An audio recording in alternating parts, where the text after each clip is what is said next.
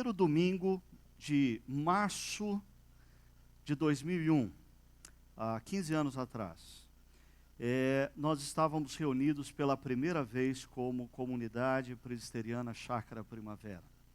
Nós nos reunimos num buffet chamado Metropolitan, perto ali da Caixa d'Água do Taquaral, no bairro da Chácara Primavera, por isso nós até hoje temos o nome. E naquele primeiro encontro nós tínhamos 40 pessoas. 40 pessoas. Ali começou a nossa história. Hoje, 15 anos depois, a nossa comunidade possui na região de Campinas 6 encontros, 6 cultos. O primeiro deles sempre acontece na região de Barão Geraldo, Chácara Barão, aos sábados às 6 horas. Depois nós temos uma outra comunidade que se reúne nesse prédio às 9h30, que nós chamamos de Paineiras Manhã. Depois temos uma outra comunidade que se reúne no Hotel Vitória, que nós chamamos de Chácara Norte-Sul. Depois temos essa comunidade que nós chamamos de Paineiras Noite.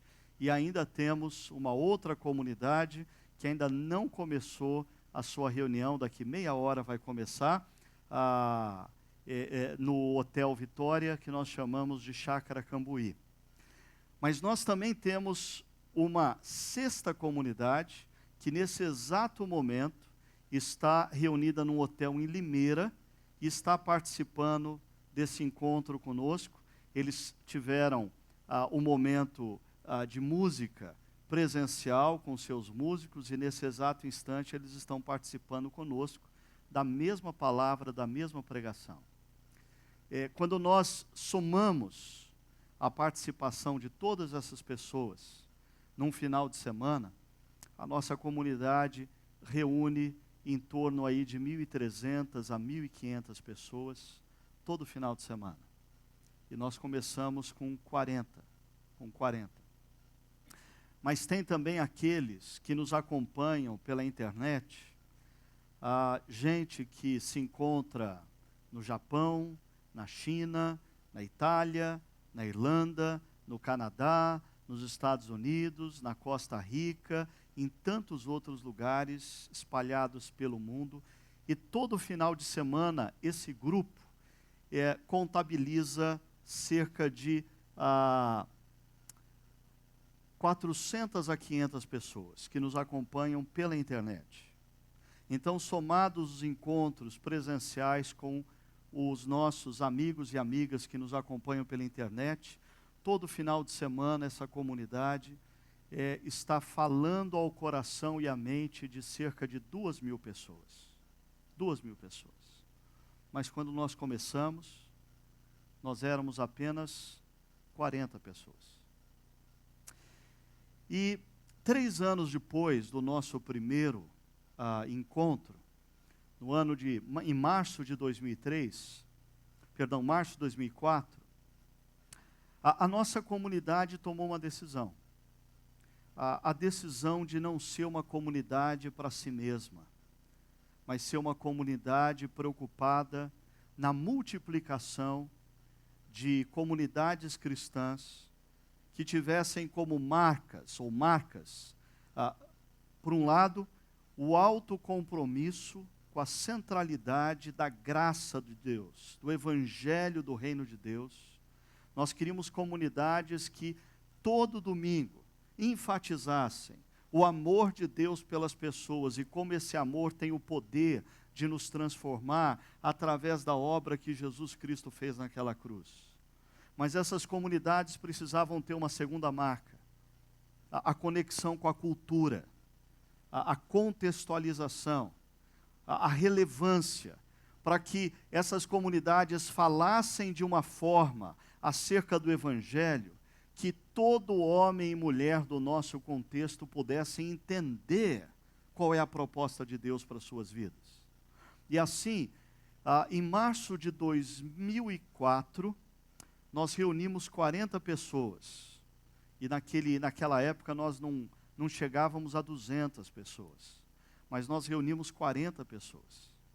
E oramos por elas e as enviamos para começarem a comunidade presbiteriana de Vinhedo. E assim nós começamos a primeira filha. Hoje, a nossa comunidade, nesses últimos 12 anos, desde 2004, ela tem estado envolvida, apoiando a plantação, o surgimento de mais de 35 novas comunidades. 35. Comunidades no Brasil, no Sudeste, no Nordeste, no Centro-Oeste, no Sul do país, no Chile e até uma comunidade no Japão, nós já estivemos apoiando. 35 novas igrejas.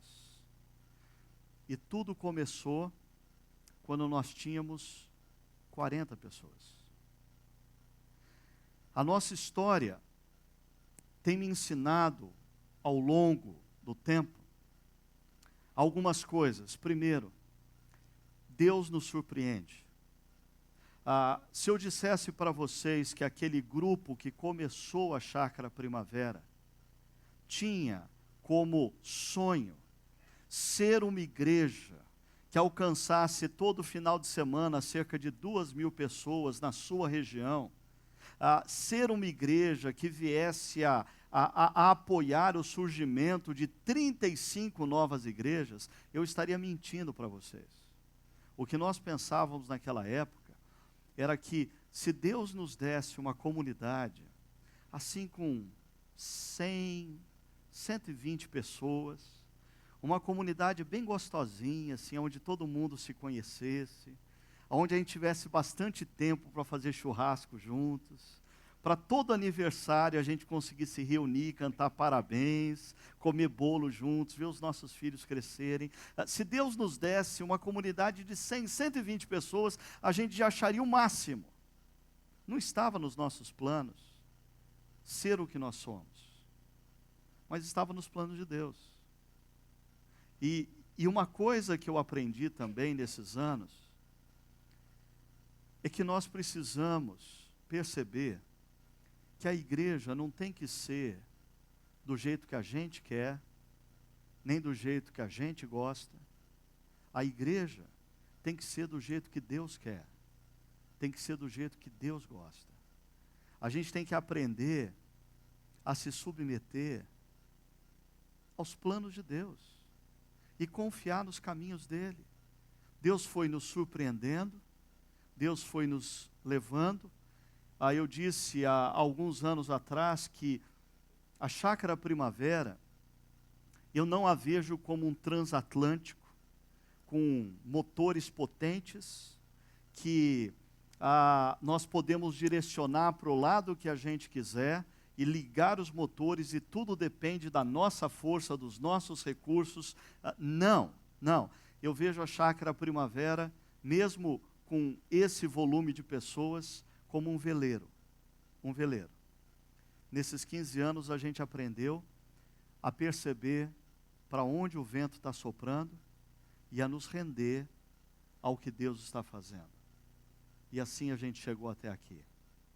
Mas eu queria terminar essa fala dizendo que, desafiando você a pensar em algo.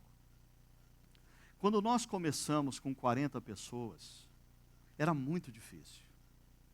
Porque era muito trabalho para 40.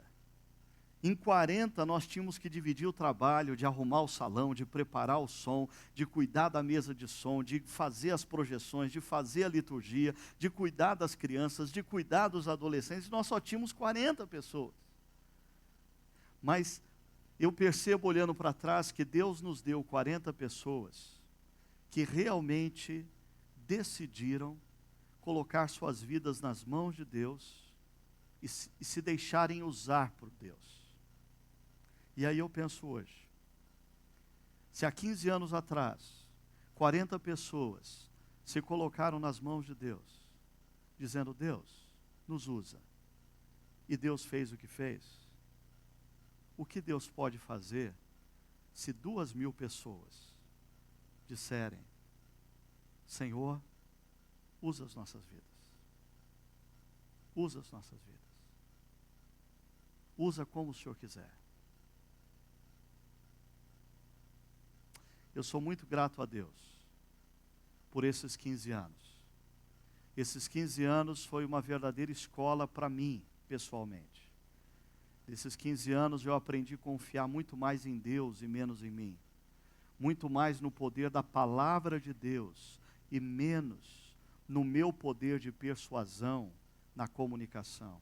Confiar muito mais no poder da graça de Deus transformando pessoas, do que um discurso rígido que estabelece regras e demandas para pessoas. Mas talvez alguns de vocês achem um tanto quanto estranho a gente estar comemorando 15 anos de Chácara Primavera e depois de tudo isso que eu disse para vocês, eu apresentar para vocês uma série que tem como título 3 boas razões para não ir a uma igreja ou abandonar a que você frequenta. Estranho, né? Mas é que, assim, desde o início aqui na chácara, nós sempre demos muita liberdade para as pessoas. Por exemplo, a gente sempre diz, se você quiser passar o resto da sua vida simplesmente frequentando e nunca se tornar um membro da nossa comunidade, não tem problema. O nosso negócio não é fazer membros. O nosso negócio, se a gente pode chamar assim, é fazer discípulos de Cristo. Se você se tornar um discípulo de Cristo, a nossa missão está cumprida. E da mesma forma eu queria dizer o seguinte para você. Se você faz parte de um grupo de pessoas muito em moda, em voga hoje em dia, que entendem que o importante é crer em Jesus e é seguir a Jesus, é estar com Jesus. Igreja não é importante. Eu posso ter a minha espiritualidade autônoma sem estar vinculado a uma comunidade cristã. Olha, se você pensa assim, ou se você flerta com essa possibilidade, eu queria te dar a oportunidade nas próximas 3 semanas para te oferecer base consistente para você defender isso, ok? Porque eu não quero que vocês sejam um bando de pragmáticos, que digam assim, não, eu vivo a minha espiritualidade, eu não preciso ir na igreja, e alguém pergunta, mas por quê? Porque eu sinto assim. Não, não é porque você sente assim. Se você quer tomar essa decisão, você tem que ser consistente, você tem que ter resposta boa, e eu vou te oferecer algumas respostas boas para isso. Então, presta atenção, tome nota, ok? Se você, por exemplo, foi convidado por um amigo para vir aqui, e você detesta a igreja, eu vou te dar a oportunidade para você ter algumas respostas para esse seu amigo, ok? Mas daí você não pode perder a palestra de hoje e as próximas 2. Bom, esse grupo de pessoas que defendem a espiritualidade autônoma e o não compromisso com uma comunidade cristã, tem sido definido por um neologismo, eles têm sido chamados de os desigrejados. O que são os desigrejados? São pessoas que se dizem cristãs, mas não possuem qualquer vínculo com uma comunidade cristã. Algumas pessoas dizem que esse é o grupo que mais cresce no meio evangélico brasileiro, quando comparado com o crescimento dos batistas, presbiterianos, metodistas, assembleianos, nos últimos anos, alguns especialistas dizem que esse é o grupo que mais cresce, os desigrejados. Agora, nós não temos estatísticas oficiais disso no Brasil. Nós não temos institutos de pesquisa que levante esses dados com precisão. Então, eu vou pegar emprestado um pouquinho do cenário norte-americano que é exposto nesse livro chamado Churchless. Deixa eu mostrar para você o que esse livro nos apresenta. Esse livro diz que nos Estados Unidos, não aqui, nos Estados Unidos, nos anos 90, de todos aqueles que se afirmavam cristãos, 30% não frequentavam uma igreja. Se afirmavam cristãos, mas não frequentavam uma igreja. 10 anos depois, 33% daqueles que se afirmavam cristãos não frequentavam uma igreja. 14 anos depois, deu um salto. 43%, quase a metade daqueles que nos Estados Unidos se afirmam cristãos, não frequentam mais uma igreja. Esse gráfico é apresentado nesse livro, e para você não ter constrangimento de não conseguir ler aquelas letrinhas, né, e ter que marcar uma consulta no oftalmo amanhã, deixa eu facilitar isso para você. Olha só, nessa metade do círculo nós temos aquelas pessoas que se dizem cristãs e estão frequentando uma igreja. 57%. 57% dizem frequentar uma igreja. Agora, vamos olhar um pouco mais de perto esse grupo. 49% frequentam uma igreja ao menos uma vez por mês. Ou seja, mesmo dentro desse grupo de 49%, nós não estamos falando de cristãos que estão altamente comprometidos com uma comunidade, que a frequência deles ali é inegociável, que eles estão envolvidos no ministério, estão envolvidos no suporte financeiro da sua comunidade. Não, nós estamos falando de 49% que dizem frequentar uma igreja, mas alguns deles frequentar uma igreja é uma vez por mês na igreja. O outro grupo aqui, de 8%, eles dizem que frequentam uma igreja, mas raramente aparecem. Eles aparecem só em ocasiões especiais, por exemplo, cantata de Natal, culto da ressurreição na Páscoa, quando o filho de um amigo vai ser batizado, então ele recebe meu filho vai ser batizado, gostaria de ter muito você lá, daí aparece na igreja. Mas muito raramente aparece na igreja. E o outro grupo? 43% se dizem cristãos e não frequentam uma igreja. Agora, dentro desse grupo, nós temos 10% que, na verdade, nunca frequentaram uma igreja. Eles estão nessa estatística. Por quê? Porque eles nasceram numa família cristã. E quando o censo pergunta para eles, qual a sua religião? Eles dizem, eu sou cristão. Mas eles nunca frequentaram uma igreja. Eles são o que nós chamamos de cristãos nominais. Eles se dizem cristãos, mas eles nunca entenderam o que é o cristianismo. Eles se dizem cristãos, mas eles nunca tiveram uma experiência real de compreensão do que aconteceu naquela cruz e de rendição ao amor e ao perdão de Deus que nos é oferecido naquela cruz. E o outro grupo, desse lado, 33% se dizem cristãos e não frequentam mais uma igreja. Por que não frequentam mais? Porque no passado eles foram altamente ativos, mas por alguma razão eles romperam com a comunidade cristã. 33%, um terço dos cristãos norte-americanos, um dia frequentaram para valer uma comunidade. Mas algo aconteceu e eles não estão mais engajados com uma comunidade cristã. Um terço. E quando a gente traz isso para a realidade brasileira? Eu diria que no contexto brasileiro, quando nós falamos dos desigrejados, existem pelo menos 5 subgrupos. Deixa eu explicar isso para você. O primeiro subgrupo é daqueles que se dizem evangélicos por tradição familiar. Eles são cristãos nominais. E para ficar mais claro isso, quando eu era criança, pouco tempo atrás, esse negócio de cristão nominal só existia entre católicos romanos, né? Existiam os católicos romanos que ele fala assim, você é católico, mas praticante ou não praticante? O católico não praticante era aquele que é católico, foi batizado na igreja católica, a família é católica, mas ele não frequenta a igreja.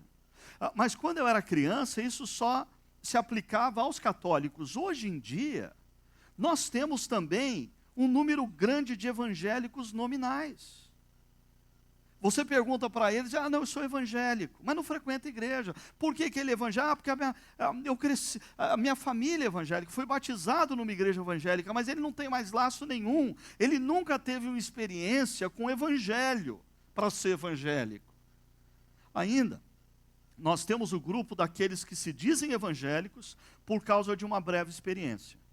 E isso está se tornando cada dia mais comum com o advento das igrejas neopentecostais. Essas igrejas que estão no rádio, na televisão, dizendo para as pessoas, se o seu problema é dinheiro, venha na terça-feira, nós vamos ter o culto da multiplicação do seu dinheiro. Mas para o seu dinheiro multiplicar, você tem que dar para a igreja tudo que você tem. E daí, Deus vai devolver em dobro na sua conta corrente. Ou, na quarta-feira, essa doença que os médicos não conseguem curar, você vem para cá porque nós vamos curar. E na quinta-feira, se o seu casamento está indo para o buraco, você vem aqui que nós vamos salvar o seu casamento, mas não esquece de trazer uma peça de roupa do seu marido, tá? Porque a gente tem que orar pela peça de roupa do seu marido e todos os problemas da sua vida vão ser resolvidos com essa oração. E pessoas passam por essas igrejas durante 2, 3 meses, num momento de crise, e eles têm uma experiência ali, e resolvido a crise, ou decepcionado depois, porque foi prometido algo para eles que a igreja não tem o poder de dar. Eles não frequentam mais uma igreja, mas por causa dessa breve experiência, quando perguntam para eles, o que você é? Eu sou evangélico. Mas eles nunca tiveram uma real compreensão do que significa ser discípulo de Cristo. Ainda, nós temos o grupo daqueles que transitam por diversas igrejas sem estabelecerem vínculos. São aqueles assim que normalmente domingo de manhã acordam e pensam assim, hoje eu estou afim ou não estou afim de ir na igreja? Deixa eu olhar a minha agenda para ver se tem coisa melhor. E hoje não vai ter jogo bom na televisão, hoje não vai ter aniversário de ninguém, eu não fui convidado para nenhum churrasco, então eu vou para a igreja. Mas que igreja que eu vou? Aí essa pessoa pensa assim, bom, eu acho que eu vou, é domingo de manhã, então talvez a pessoa fale assim, não, hoje, a pessoa mora em Campinas, hoje eu estou afim assim de um louvorzão, então vou para Nazareno. Não, hoje eu estou assim afim de uma escola bíblica dominical, então eu vou para a IBCU. Hoje eu estou assim, a fim de um negócio diferente, criativo, vou lá para a chácara. E o cara fica transitando de igreja em igreja. Eu não quero julgar essas pessoas, dizendo que elas não são efetivamente cristãs. Eu até creio que muitas delas são discípulos de Cristo, no entanto, eles não se aperceberam ainda que as suas mentes e os seus corações estão formatados não pelo que a Bíblia diz, mas pela cultura consumista dos nossos tempos. Eles lidam com a igreja como eles lidam com a vontade deles numa praça de alimentação de shopping center. Eles se assentam na praça e dizem, bom, hoje eu quero comida italiana. Não, hoje eu quero um hambúrguer. Não, hoje eu quero comida japonesa. E eles lidam da mesma maneira com a igreja. Eles precisam formatar a mente e o coração deles a Bíblia, não a cultura. Tem um outro grupo, aqueles que pertencem a grupos alternativos. Por exemplo, um dos exemplos, igrejas em casas. Normalmente, esse grupo é formado por pessoas que dizem, não, nós estamos desiludidos com instituições, nós somos contra instituições, nós não queremos, denominação é tudo ruim, é tudo do capeta, né? Se você frequenta uma igreja ligada à denominação, sai fora disso, porque isso aí não presta, a instituição mata. Eu diria, essas pessoas também são, a grande maioria delas são cristãs, são discípulos de Cristo, no entanto, elas vivem a ilusão de que o problema que nós enfrentamos se encontra nas instituições. Por que eu chamo de ilusão? Porque o problema não está na instituição, o problema está no ser humano. É o ser humano que estraga a instituição. E mesmo uma comunidade pequenininha que se reúne em casa, o que vai acontecer? Se essa comunidade for bíblica, ela vai descobrir que Jesus não disse para ela, vão por todo mundo, se reúnam em casa em grupos pequenos, para vocês terem um bom tempo entre vocês, para vocês orarem uns pelos outros, para vocês se conhecerem uns aos outros, para vocês viverem o resto da vida juntos. Não, Jesus disse, agora vocês vão e façam discípulos. Aí eles vão ter que sair de dentro da casa e fazer novos discípulos, e daí um pouco não vai mais caber todos os discípulos na casa. Aí eles vão ter que alugar um lugar um pouquinho maior, porque não há casa que caiba todos os discípulos. Quando eles tiverem que alugar um outro lugar, aí começa a briga. Vai alugar no nome de quem? Não, no meu nome não. Não, você vai alugar no meu nome e você vai ser o avalista. De jeito nenhum. Então, sabe como que a gente vai resolver esse negócio? A gente tem que criar uma associação aqui para alugar no nome da associação. Inclusive porque o fulano, o Zé, está reclamando que o dinheiro da nossa contribuição para pagar o aluguel vai para a conta bancária dele, e isso vai dar zebra na Receita Federal. Então é melhor a gente abrir uma conta no banco. E para abrir uma conta no banco, a gente tem que ter um estatuto. Para abrir uma conta no banco, a gente tem que ter uma diretoria. Para ter uma diretoria, a gente tem que ter uma eleição. O grupo que era pequenininho, se realmente cumprir a missão de Jesus, vai ter que se institucionalizar. Mas o problema não é a instituição. O problema são os homens. O ser humano. E por fim, nós temos um terceiro grupo. Daqueles que já tiveram fortes vínculos com a comunidade cristã. Já estiveram envolvidos como líderes de grupo, dirigiram louvor, tocaram na banda, cuidaram das crianças. Gente altamente envolvida, mas que por alguma razão rompeu com a igreja. Talvez esse grupo brasileiro se identifique com aqueles 33% dos norte-americanos que um dia tiveram uma experiência com a igreja e não estão mais na igreja. Agora, quando a gente pergunta para essas pessoas, por quê? O que aconteceu? O que aconteceu? Por que você era tão engajado na igreja e hoje você não está mais na igreja? Eu diria, sem medo de errar, que a grande maioria dessas pessoas vai responder o seguinte: o problema são as outras pessoas. Eu estava lá engajado, eu estava muito envolvido, até a hora que aquele sujeito falou uma coisa que eu não gostei. Até a hora que aquela professora do Chácara Kids deu uma dura no meu filho. Até a hora que aquele sujeito que cuida da transmissão do culto para o berçário deixou a transmissão falhar.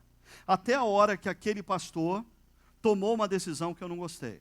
Até a hora que aquela pessoa me decepcionou, até a hora que aquela pessoa fez isso, aquela pessoa me tirou da igreja. Aquele grupo foi responsável por eu me decepcionar e romper com a igreja. Então, eu diria para você que a primeira boa razão para você não frequentar uma igreja, ou abandonar a que você frequenta, é você saber que igreja é lugar de gente complicada. Acredite, Toda igreja. Se você está aqui e você ainda não percebeu que você está cercado por gente complicada, é porque você está chegando há pouco tempo. Você não teve tempo ainda para conhecer as histórias. Você não teve tempo para conhecer quem é quem aqui. Ou se não, talvez você já esteja há anos aqui, mas você usa aquela estratégia de chegar 10 minutos depois que a reunião começa e sair 10 minutos antes. Assim você não tem perigo de ter que conversar com ninguém. Não tendo que conversar com ninguém, você não sabe da vida de ninguém, e aí você está vivendo uma versão comunitária do cristianismo autônomo. Você vem a uma igreja, mas você não se envolve com ninguém.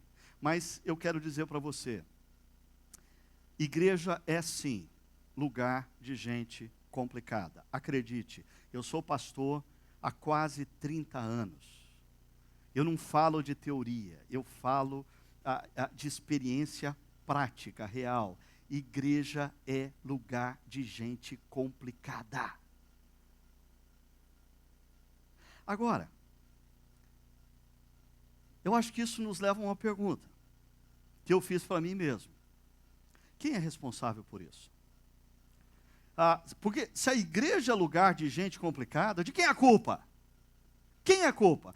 Quem foi que deu a ideia de reunir um bando de gente complicada e colocar dentro do mesmo espaço físico para as pessoas tentarem se relacionar umas com as outras? Quem é o responsável por isso? A resposta é Jesus. Ele é o culpado. Acredite, ele é o culpado. E eu vou te dar evidências de que ele é o culpado por isso. Vou dar um exemplo que ele se multiplica quando você lê os evangelhos. Em Mateus capítulo 9, a partir do verso 9 diz assim: Jesus, saindo, viu um homem chamado Mateus, sentado na coletoria. Esse tal de Mateus era um publicano. O publicano era uma versão de um fiscal da Receita Federal daquele tempo. Só que o publicano, ele era visto por todos como um grande traidor. Por quê? Porque ele cobrava impostos abusivos do seu próprio povo, da sua própria etnia, dos judeus, para entregar isso aos poderosos que representavam o Império Romano. O publicano era um sujeito odiado por todos. E mais, o publicano, ele tirava o seu sustento da taxação sobre os seus irmãos de etnia, acima do valor que ele deveria enviar para Roma. Então, se um publicano taxasse abusivamente, ele conseguia ser rico. E na história da Bíblia, me parece que todos os publicanos são ricos.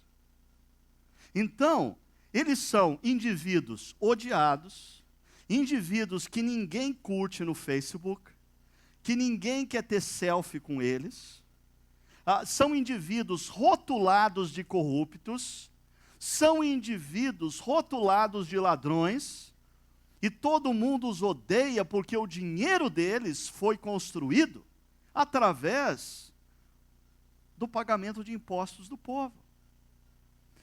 A fama dos publicanos era tão grande, por exemplo, esse tal de Mateus, assim como um outro chamado Zaqueu e muitos outros, na época de Jesus, o nome deles constantemente aparecia na primeira página dos jornais, na lista dos indiciados da Operação Lava Deserto. Assim, o nome deles voltava constantemente. Toda semana tinha notícia. Mateus foi indiciado. Zaqueu foi chamado para depor. Operação Lava Deserto vivia citando esses caras. Agora, perceba, o texto diz que Jesus viu esse sujeito, sentado na coletoria e disse: siga-me. O que Jesus tinha na cabeça? Ninguém queria se associar com um cara como esse.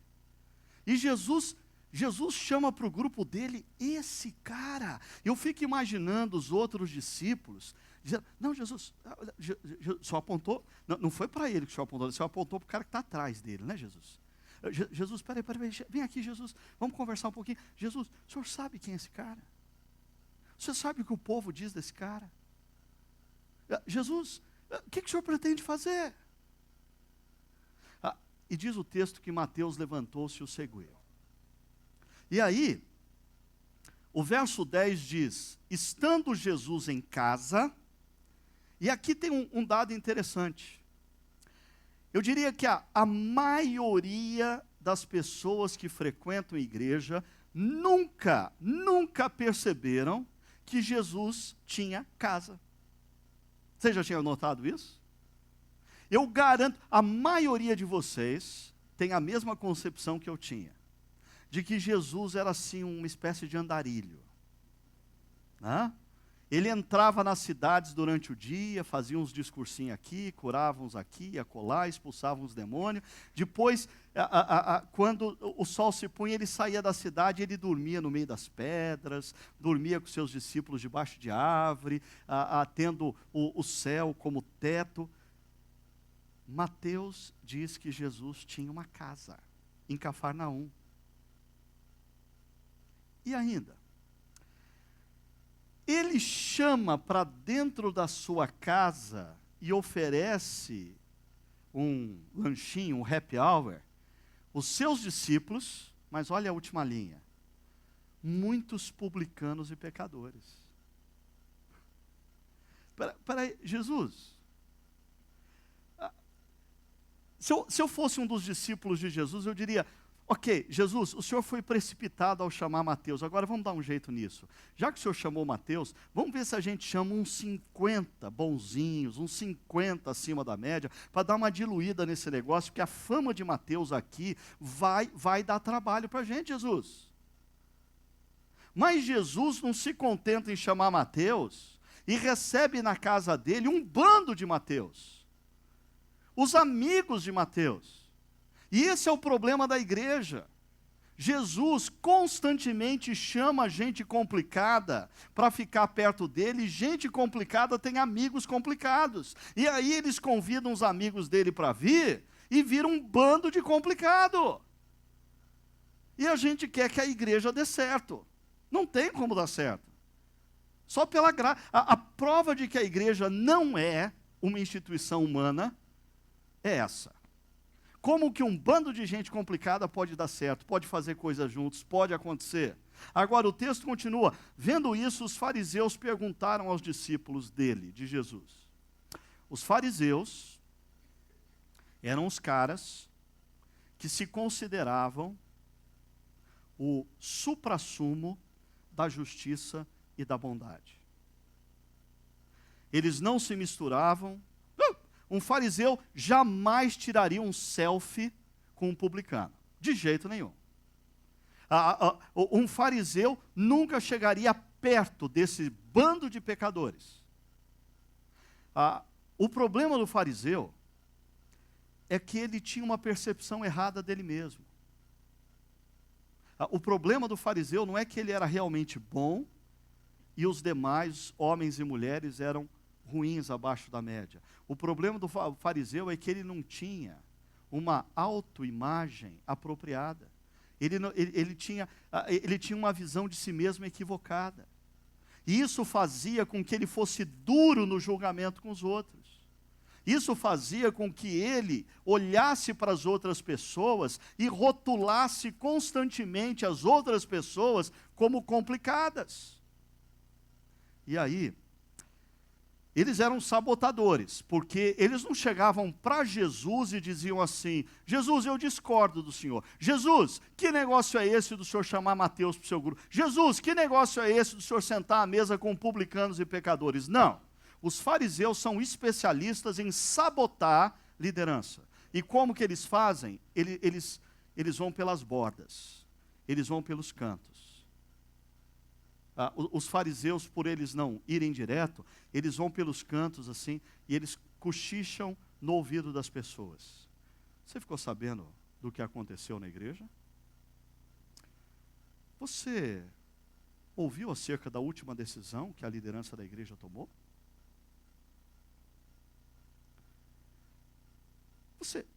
Você viu acerca do que o pastor Ricardo pregou no último domingo?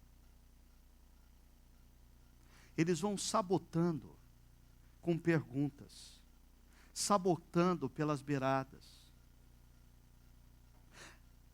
Mas Jesus percebe isso, porque quando os fariseus estão cochichando no ouvido das pessoas, mandando o WhatsApp para os discípulos de Jesus, ou comentando alguma coisa indevida, eles dizem, por que o mestre de vocês come com publicanos e pecadores? Diz o texto no verso 12.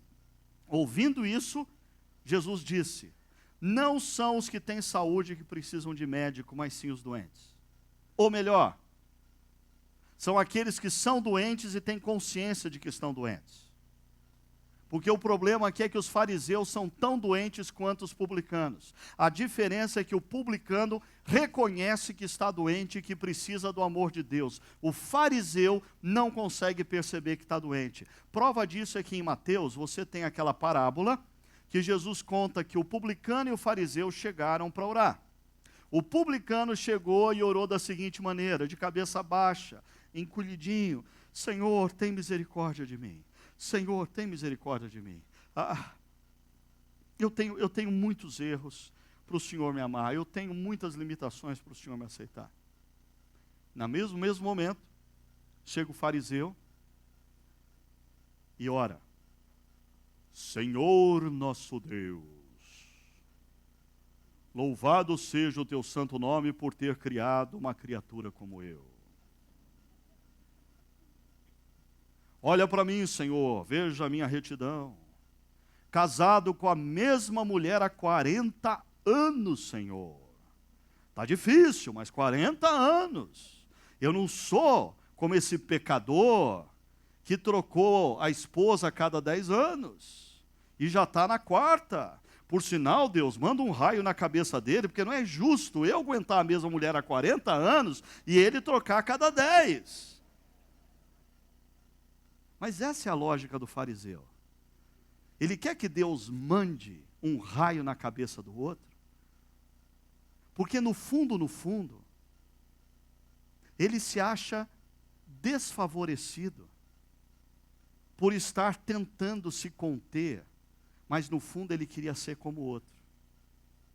Ele é tão doente ou mais do que o publicano, mas ele não percebe. E aí, Jesus encerra esse diálogo mandando os fariseus passearem.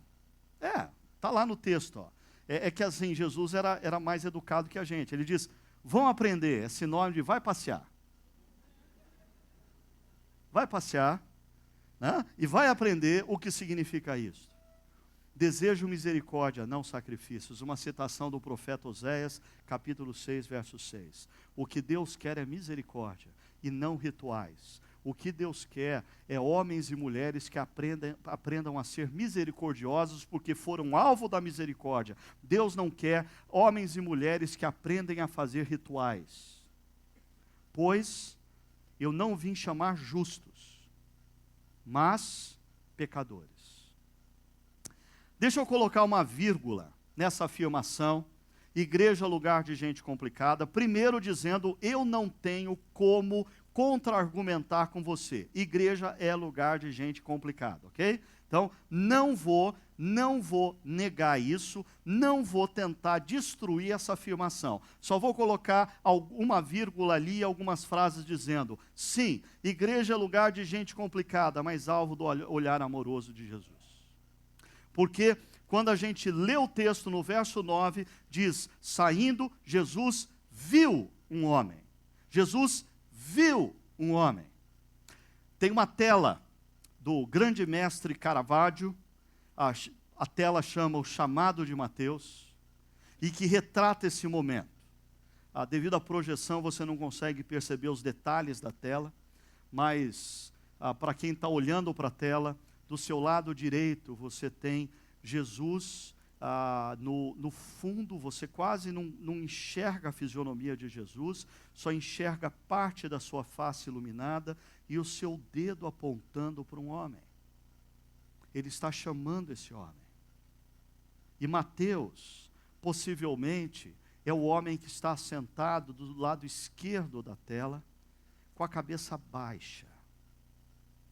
Isso representa como Mateus se sentia aos olhos dos outros. A história dele. Ele tinha consciência dos erros que ele cometeu. Ele tinha consciência das inúmeras pisadas na bola que ele deu. Ele tinha consciência e carregava a vergonha de derrotas que ele tinha tido na vida. E ele está com a cabeça baixa. Existe um homem barbudo do lado desse sujeito com a cabeça baixa, apontando também, mas perceba que o jeito que Jesus aponta é completamente diferente do jeito que esse homem aponta. Esse homem aponta e a fisionomia dele demonstra assim, espanto. Ele? Ele? Senhor, é com ele que o senhor está falando? Interessante. Todos ao redor de Mateus, quando olham para Mateus, enxergavam apenas um publicano, um traidor, um corrupto. O texto nos diz que Jesus vê um homem. Jesus não vê um publicano, Jesus não vê um corrupto, Jesus não vê um ladrão, Jesus não vê um pecador, Jesus vê um homem. Um homem com seus dilemas, um homem com as suas dores, um homem com suas frustrações, um homem com seus erros na história, um homem com as suas necessidades, dentre elas a maior delas, descobrir que é amado por Deus e que Deus tem um plano para a sua vida. Jesus olha para Mateus. E quando Jesus olha para Mateus, vê um homem. E esse é o olhar típico de Jesus, porque no mesmo capítulo, no verso 36, Mateus relata o seguinte: ao ver as multidões, Jesus, ao ver as multidões, teve compaixão delas. Quando Jesus olha não só para Mateus, mas quando Jesus olha para todos os homens e mulheres, quando Jesus olha para mim e para você, nós que as pessoas ao nosso redor já nos rotularam, já nos taxaram pelos nossos erros no passado, já nos marcaram pelas nossas pisadas na bola, pelas nossas manias, pelos nossos vícios. Mas Jesus, quando olha para nós, nos vê como homens e mulheres, veja só, aflitos e desamparados, como ovelhas sem pastor. É por isso que Jesus se aproxima não apenas de Mateus, mas de cada um de nós e diz: siga-me, siga-me. A segunda vírgula que eu quero colocar nessa afirmação é que igreja é sim lugar de gente complicada, mas chamada reconstrução. Porque quando Jesus diz siga-me, diz o texto, Mateus levantou-se e o seguiu.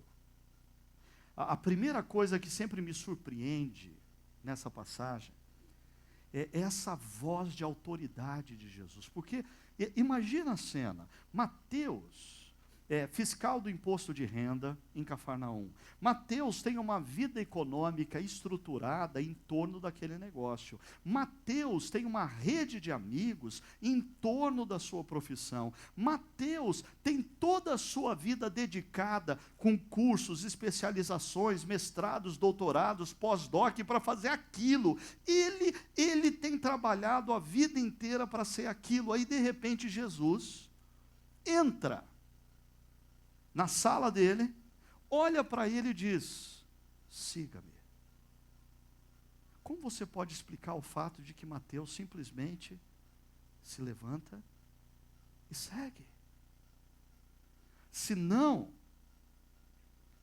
que a voz que ecoou na mente e no coração de Mateus era a mesma voz que no princípio de todas as coisas, quando o universo era caos, disse: haja luz, e houve luz. Ou a mesma voz que ecoa na mente e no coração de Mateus, é a voz que, versos antes, diante de um paralítico, diz: levanta-se, pegue a sua maca e vá para casa. E ele se levantou e foi. A voz de Jesus não soa como um convite. A voz de Jesus não soa como uma opção. A voz de Jesus não soa como um conselho. A voz de Jesus soa na mente e no coração de Mateus com autoridade. E uma segunda coisa, diante dessa voz, Mateus tem uma atitude que simboliza uma ruptura. Quando Mateus se levanta volta daquela coletoria e vai na direção de Jesus, Mateus está rompendo. Mateus está rompendo com o seu passado. Mateus está rompendo com o sistema que constantemente o impele ao erro. Mateus está rompendo com manias que levam ele sempre a cometer o que não agrada a Deus. Mas é importante a gente perceber uma coisa: esse é um início de um longo processo. E existem pessoas que pertencem à igreja, ou talvez tiveram uma experiência na igreja, e se decepcionaram com outras pessoas, que nunca a ficha caiu para elas, que quando Mateus levantou daquela coletoria, e foi na direção de Jesus, ele se tornou um discípulo de Jesus, mas a mente de Mateus ainda era a mente de um coletor de impostos. Os valores no coração de Mateus ainda eram os valores de um coletor de impostos. E ao longo dos anos, Mateus teve que ouvir os ensinamentos de Jesus. Mateus teve que ser confrontado por Jesus. Mateus teve que ter experiências com Jesus para ir mudando os seus valores do coração, para ir mudando os paradigmas da sua mente. Mas isso foi um processo. O que muitas pessoas não percebem é que quando nós decidimos seguir a Jesus, sim, nós somos discípulos de Jesus, mas isso não significa que num ato milagroso tudo mudou na nossa vida, a nossa mente não tende mais as coisas erradas, o nosso coração não nos impulsiona mais a equívocos. É um processo. Por isso, eu já disse há algum tempo atrás que na igreja a gente deveria ter o hábito de, antes de entrar, todo mundo retirar sua plaquinha, igual o pessoal da recepção, que tem o nome aqui assim, mas a plaquinha que eu ia sugerir é uma plaquinha diferente, é uma placa amarela, um pouquinho maior, muito usado por aí nas ruas, né? Uma placa amarela escrito assim, em obras. Você já pensou uma igreja onde todo mundo se assentasse nos bancos, com uma placa desse tamanho, em obras?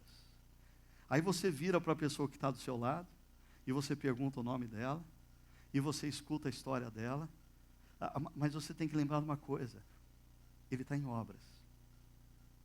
E aí, você tem um desentendimento com uma pessoa dentro da comunidade cristã, alguém te diz o que você não queria ouvir, mas aí você bate o olho no peito da pessoa, e você vê a placa, em obras. E para facilitar a coisa, eu acho que assim, na frente de cada igreja, na porta de entrada de cada igreja, a gente devia ter uma placa como essa: desculpe o transtorno, estamos em obras.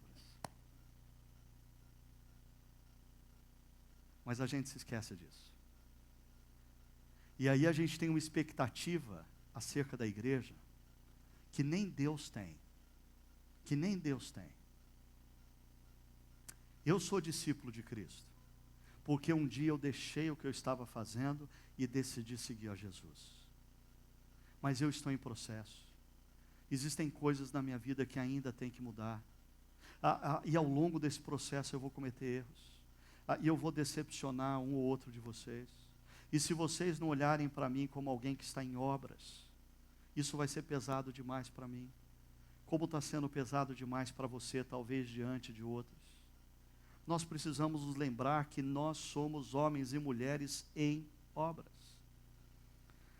Philip Yancey, em um dos seus livros, que ele fala sobre os seus mentores intelectuais e espirituais, conta a história do escritor russo Dostoiévski. E ele fala que Dostoiévski se afirmava cristão, mas ele lutava muito com alguns erros. Dostoiévski foi um homem que não teve oportunidade para crescer dentro de um contexto estruturado, para ter pessoas que o ajudassem a planejar a vida, a conter os seus desejos. Por isso Dostoiévski vivia endividado. Ele terminava uma obra e recebia um dinheiro, 2 semanas depois ele estava sem dinheiro, porque ele tinha que pagar suas dívidas e mais. Ele costumava gastar muito dinheiro com as bebidas. Dostoiévski lutava contra o alcoolismo. Assim como Brennan Manning o autor de um texto que o Levi leu há pouco para nós. E alguém um dia chega para Dostoiévski e diz assim: como você, sendo um cristão, tem uma vida como essa? Sabe qual foi a resposta de Dostoiévski? Olha só, ele disse assim: o fato de eu andar cambaleando pelo caminho não muda o fato de que este é o caminho. A igreja é uma comunidade formada por pessoas que confiam plenamente no caminho. Elas não confiam na performance pessoal. Elas não confiam na capacidade delas. Elas confiam no caminho. A igreja é uma comunidade formada por pessoas que andam na história cambaleando. Mas o fato delas andarem cambaleando não muda o fato de que aquele é o caminho. Terceira vírgula. Igreja é lugar de gente complicada? Sim. Mas o problema se torna mais grave ainda, porque gente complicada traz amigos complicados. Como a gente viu no verso 10, Jesus está na casa dele e ele chama para comer com eles. Os discípulos, tudo bem, mas Jesus chama os publicanos e pecadores. Às vezes, eu contei para vocês a história da chácara, assim, em poucas palavras, e às vezes eu sou questionado por pastores. Às vezes pastores, eles querem ir direto ao ponto, eles querem saber o como, eles querem saber qual é a prática, e assim a pergunta é: qual foi a estratégia que vocês usaram para a igreja crescer? E aí eu tenho que sempre responder duas coisas. Primeiro, nunca, nesses 15 anos, nunca, e nós temos aqui pastores e presbíteros me ouvindo, e eles vão confirmar, nunca, em nenhuma reunião da liderança da nossa igreja, nunca o tópico foi como crescer. Nunca. Nós nunca discutimos crescimento. O crescimento veio porque Deus deu. A nossa tarefa foi sempre fazer o que Deus nos mandou fazer da melhor maneira possível, com excelência. O crescimento é uma consequência. Agora, a segunda coisa é que, como a gente nunca conversou sobre crescimento, nós nunca tivemos estratégia. Nós nunca usamos estratégias para crescer. Mas, naturalmente, o que aconteceu? Uma pessoa vinha à comunidade. Era impactada pelo Evangelho, pelo amor de Deus. Compreendia o que aconteceu na cruz. Se rendia ao amor e ao perdão de Deus. Se tornava discípulo de Cristo. Mas antes da última música, essa pessoa já estava pensando assim: uau, como eu nunca descobri um lugar assim, como eu nunca compreendi essa mensagem antes. Domingo que vem eu tenho que trazer o meu marido aqui. Aí o marido vem, e acontece a mesma coisa. E antes dele se levantar, ele pensa assim: uau, aquele meu amigo, eu tenho que trazê-lo aqui na próxima semana. E o amigo vem, e acontece a mesma coisa. E antes dele se levantar, ele diz: eu tenho que trazer o meu vizinho aqui. E ele traz o vizinho. Eu posso olhar para o nosso auditório aqui, e eu poderia descrever algumas redes de relacionamento que eu conheço. Fulano trouxe ciclano, que trouxe fulana, que trouxe beltrano, que trouxe fulano, que trouxe ciclana. O problema é que a gente traz gente igual a gente. E Mateus trouxe gente igual a ele. Todos conhecem aqui aquela tela pintada por Leonardo da Vinci. Ela é muito famosa, A Última Ceia. Eu não sei se você já parou para pensar naquela tela. Primeiro, aquela tela é um absurdo, né? Porque quando você vê aquela tela, assim, a sensação que eu tenho, ou eu sou levado a pensar que Leonardo da Vinci estava assim, pintando e dizendo para os caras assim, para os discípulos, não, todo mundo pode ir lá. Não, bota as cadeiras para lá para todo mundo sair aqui na pintura. João, um pouquinho, não, João, você está fora do quadro. Um pouquinho para cá, João. Pedro, não, para lá, Pedro. Pedro, fica atrás ali de Judas. Não, tudo bem, eu sei, é Judas, mas fica atrás dele aí e tal. E aí você olha aquela pintura do Leonardo da Vinci, tudo está estruturadinho. Está tudo bonitinho em cima da mesa. Está todo mundo posicionadinho no esquadro. Mas tem um outro pintor renascentista, chamado Jacopo Bossano, que no século XVI pintou a sua versão da Última Ceia. Você sabia que tem uma outra versão da Última Ceia? Essa é a versão do Jacopo Bossano. Você percebe a diferença? Tem até cachorro debaixo da mesa, gato no cantinho, gente abaixada, gente dormindo, gente conversando. Conversa paralela tem para tudo quanto é canto. Essa mesa está uma grande bagunça. Se você observar, o único que não está falando nem está sendo ouvido é Jesus, que está no meio. O resto está todo mundo falando. Posso dizer uma coisa? Esse quadro de Jacopo Bossano tem mais a ver com a igreja do que o do Leonardo da Vinci. Isso é a igreja. E finalizando, a última vírgula. A igreja é lugar de gente complicada, sim. E gente complicada que é constantemente alvo da crítica de quem? Dos fariseus. Diz o texto, vendo isso, os fariseus.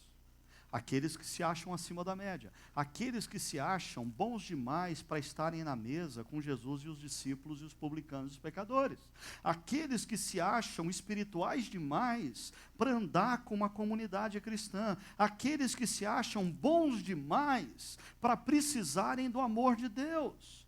E diz o texto que os fariseus, vendo isto, interessante o contraste, Jesus viu e viu um homem. Os fariseus vêm e vêm publicanos e pecadores. Vêm os rótulos. E aí eles perguntam para os discípulos, sabotando a autoridade de Jesus, mas Jesus, percebendo isso, diz assim para eles, não são os que têm saúde que precisam de médico, mas sim os doentes. E com isso Jesus não está dizendo para os fariseus que ele não veio para eles fariseus, mas Jesus está dizendo que ele veio para aqueles que estão doentes e reconhecem a sua enfermidade, aqueles que estão em situação complicada e reconhecem que estão numa situação complicada, porque os fariseus viviam, como eu disse, uma situação tão complicada quanto. O problema é que eles não reconheciam, o problema é que eles se achavam melhor do que os outros, o problema é que eles se achavam bons demais para criticar os discípulos de Cristo e Jesus. Deixa eu dizer uma coisa. O que nos afasta do Evangelho do Reino de Deus não são os nossos pecados ou imperfeições, mas a percepção equivocada de nós mesmos, a qual nos faz acreditar que somos bons e justos. O que nos afasta do Evangelho não são os nossos erros, não são os nossos pecados, não são os nossos vícios, não são as nossas manias. O que nos afasta do Evangelho é uma visão equivocada que a gente tem da gente mesmo, que nos convence de que nós somos pessoas acima da média, de que nós somos bons, de que nós somos justos, e que nos leva a pensar que foi uma judiação Jesus ter morrido na cruz, porque nem precisava. Eu ia dar conta. Por que Deus fez isso? Jesus termina dizendo, desejo misericórdia, não sacrifícios. E agora presta atenção no que Jesus diz na última linha desse texto. Pois eu não vim chamar justos, mas pecadores. E agora eu quero que você me responda com sinceridade. Diante disso, o que podemos esperar que a igreja seja?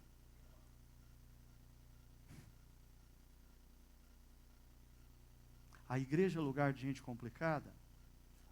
Não nego. De quem é a ideia disso? De Jesus. A culpa é dele. Não é minha.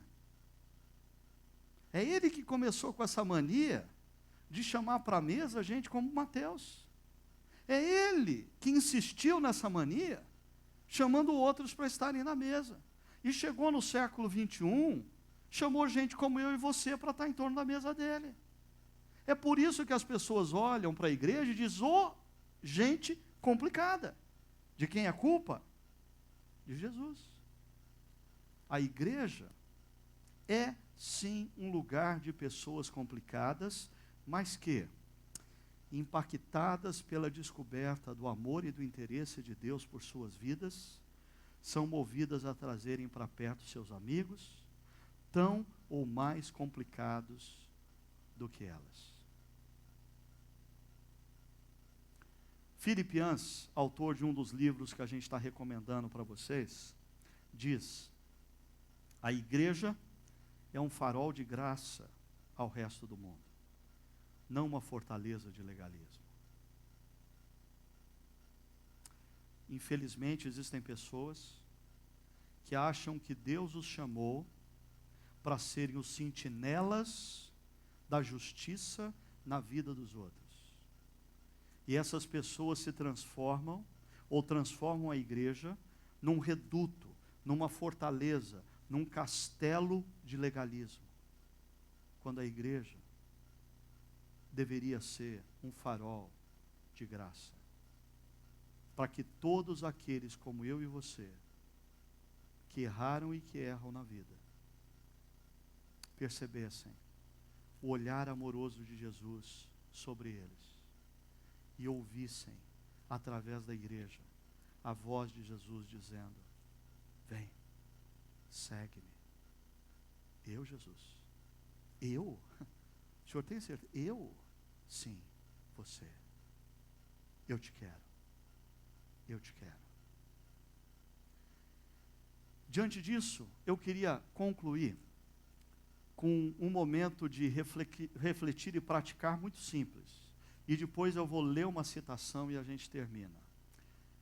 Qual é o momento de refletir e praticar hoje?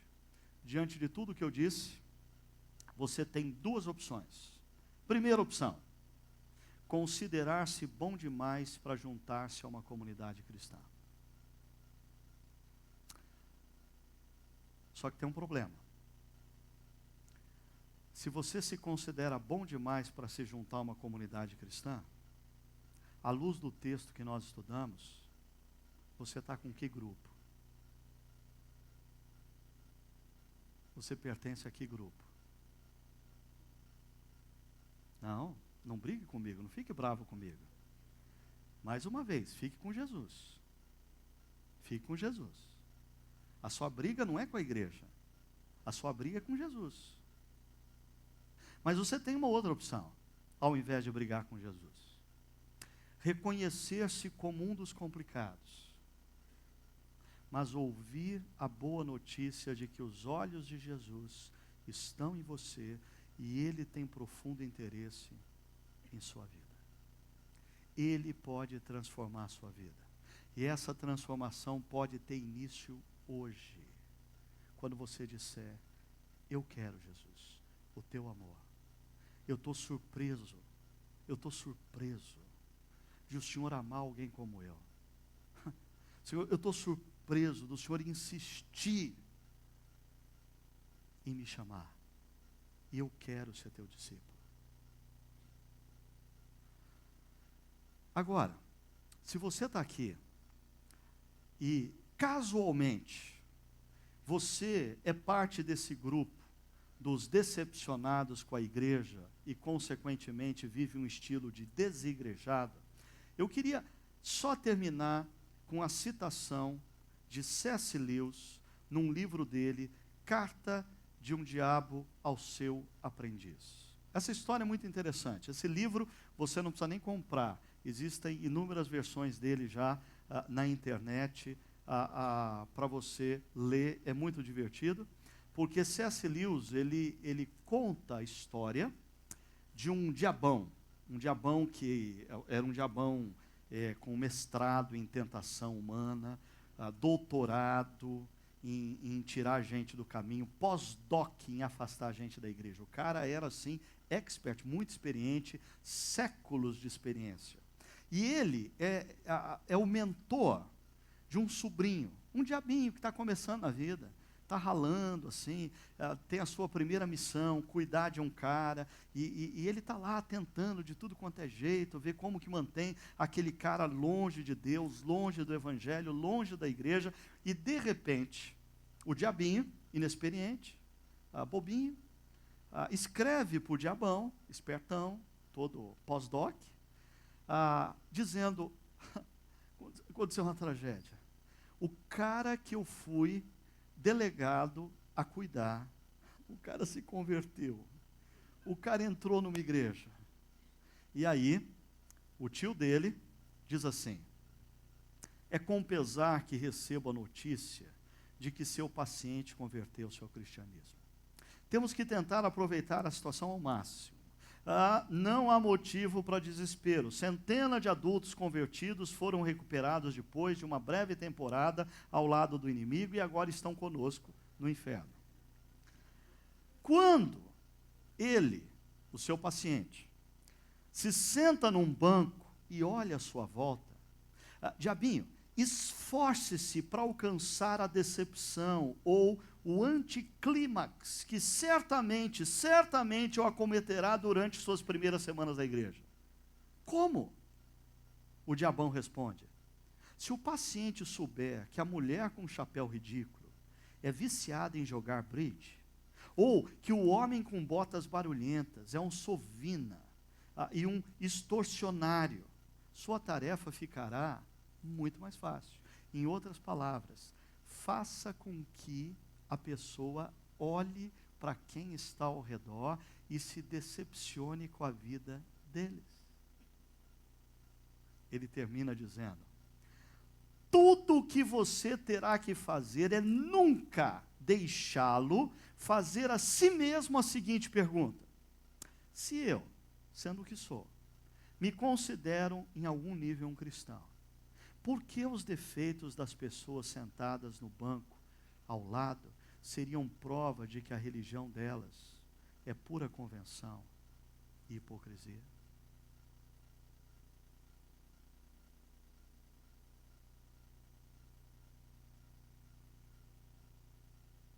Vamos orar? Senhor, nós queremos te agradecer pelo teu amor surpreendente, pelo teu amor imerecido, pelo teu amor que nos alcança e nos surpreende. Porque, assim como Mateus, o Senhor sabe, todos nós aqui, absolutamente todos nós aqui, temos na nossa história erros grotescos, situações que nós nos envergonhamos, momentos em que os nossos melhores amigos não sabem do que ocorreu, mas o Senhor sabe. Mas é impressionante como, mesmo assim, o Senhor ainda olha para nós, e no teu olhar, nós percebemos amor. E dos teus lábios, vem a voz que nos diz: eu te quero, siga-me. Obrigado, Senhor, porque o Senhor tem feito uma obra nas nossas vidas. O Senhor tem nos feito a partir da reflexão na tua palavra, a partir das orações, a partir da caminhada lado a lado com outros irmãos, o Senhor tem nos transformado. É verdade que nós não estamos acabados, nós não estamos prontos, nós estamos em processo. Isso faz com que a comunidade cristã tenha erros. E as pessoas na comunidade cristã errem. E vão errar muitas vezes ainda. Mas, Pai, afasta de nós o espírito, o sentimento, a mentalidade que ocupava a mente e o coração dos fariseus. Afasta de nós o criticismo em relação ao outro, o juízo severo sobre o outro. Afasta de nós a tendência de colocarmos a culpa no outro e criticarmos o outro. Dá-nos consciência de quem somos. Que essa consciência nos leve a abraçar de maneira muito apertada o teu amor por nós. E nos torna, assim, mais misericordiosos para com aqueles que nos cercam. Nós oramos no nome daquele que tanto nos ama e que insiste em nos amar e nunca desistir de nós, apesar de nós. Jesus. Amém.